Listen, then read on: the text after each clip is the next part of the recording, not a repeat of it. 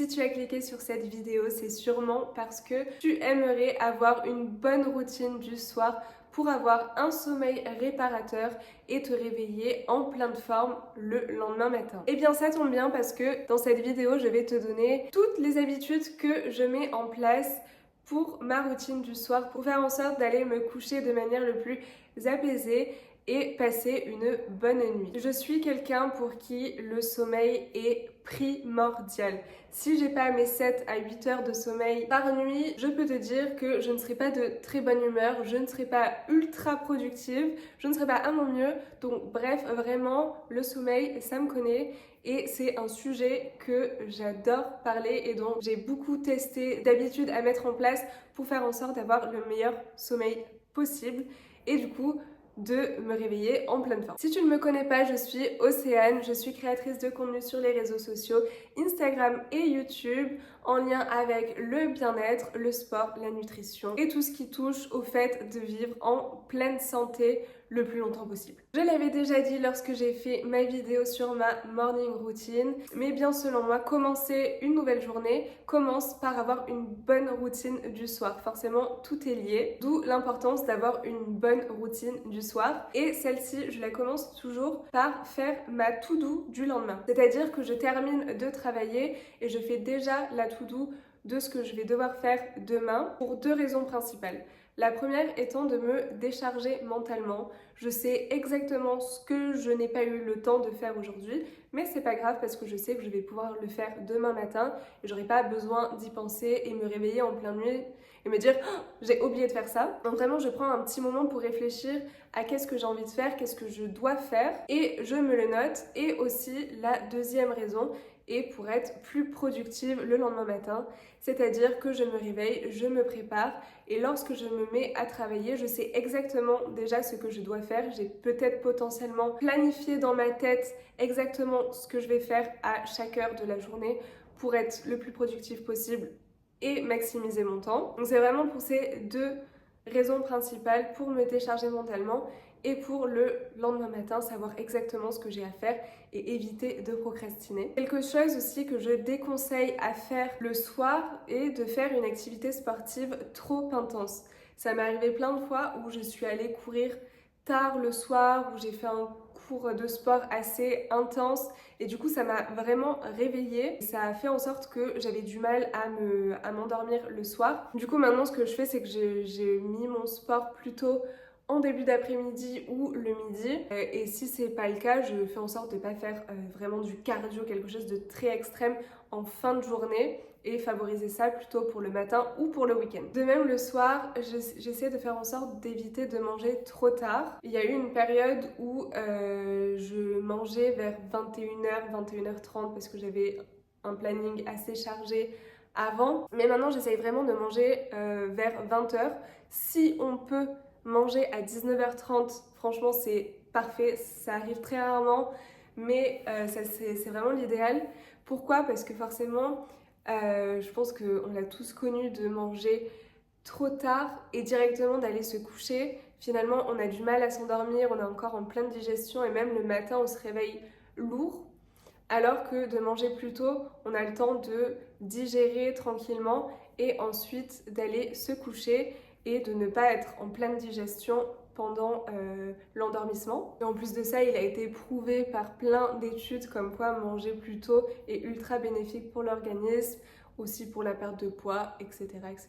Une habitude que j'ai mis en place, mais ça, je pense que ça concerne pas tout le monde. Je sais que mon copain, lui, il est pas du tout concerné par ça, mais c'est de ne pas boire trop d'eau en fin de journée pour éviter de se réveiller la nuit pour aller aux toilettes. Moi, je sais que c'est quelque chose qui m'arrive souvent, qui fait que si je bois beaucoup d'eau le soir, je vais me réveiller dans la nuit et du coup, ça va couper mon sommeil. Et c'est aussi la raison de ne pas faire de sport trop intense, trop cardio, parce que pareil, en faisant ce type de sport, on va être emmené à boire beaucoup plus d'eau, donc forcément, ça peut avoir des risques sur le fait de se réveiller en pleine nuit pour aller aux toilettes. Donc ça, c'est ce que moi je mets en place, mais peut-être que ça ne te concerne pas. Une autre habitude que j'ai mis en place, et encore une fois que je ne fais pas non plus tout le temps, parce que ça concerne aussi de l'eau, c'est de boire une tisane après mon repas ou enfin une infusion, quelque chose de chaud pour aider à l'endormissement et aussi pour aider à la digestion. Une tisane chaude va venir vraiment aider à digérer tout le repas qu'on vient de manger et aussi va faire en sorte que ça va nous apaiser, surtout des tisanes comme à la camomille par exemple, qui ont des vertus endormissantes. Mais quand je dis que je le fais pas non plus tous les soirs, c'est que je le fais les soirs où on arrive à vraiment manger tôt, où j'aurai pas ce problème encore une fois d'aller aux toilettes, ou alors je me fais une toute petite infusion. Mais quand on mange un peu plus tard, malheureusement, je ne peux pas le faire parce que je sais très bien que je vais devoir me réveiller dans la nuit pour aller aux toilettes. Une autre habitude à mettre en place est de mettre des lumières tamisées dans son intérieur une fois que le soleil s'est couché. Donc au lieu d'avoir des lumières au plafond bien jaunes et blanches, de favoriser plutôt des lumières orange, rouge dans l'intérieur. C'est pour ça que nous on a acheté plusieurs petites lumières qu'on a mis un peu partout dans l'appartement et le soir comme ça on peut les allumer et faire en sorte que l'œil s'habitue à des lumières un peu plus tamisées et moins fortes. De même, dans notre chambre, on a aussi mis des lumières rouges qu'on allume quand on veut aller aux toilettes ou à la salle de bain avant de se coucher pour éviter de trop stimuler l'œil avec une lumière blanche ou jaune qui va du coup stimuler le cerveau et ne pas du tout favoriser l'endormissement. Ensuite, si on passe à la salle de bain, l'autre conseil que j'ai à donner est de prendre forcément une douche bien chaude, contrairement à ma routine du matin où là je vais prendre une douche froide pour me réveiller.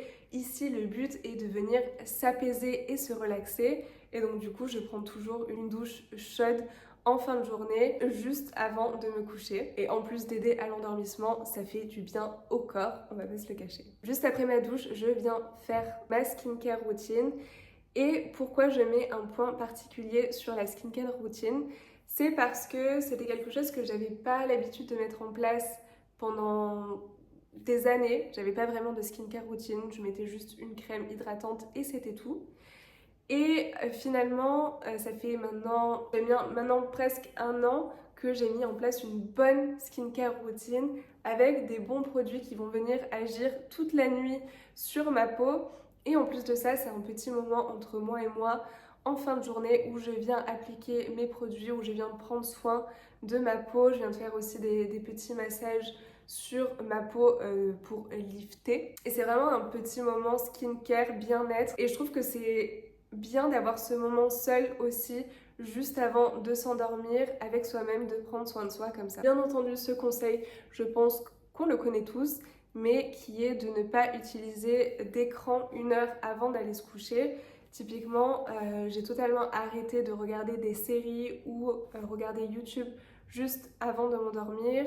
Je fais en sorte aussi de ne pas du tout regarder mon téléphone à cause des lumières bleues qui ont tendance du coup à nous réveiller au lieu de nous endormir. Et du coup mon prochain conseil qui est de lire un livre à la place.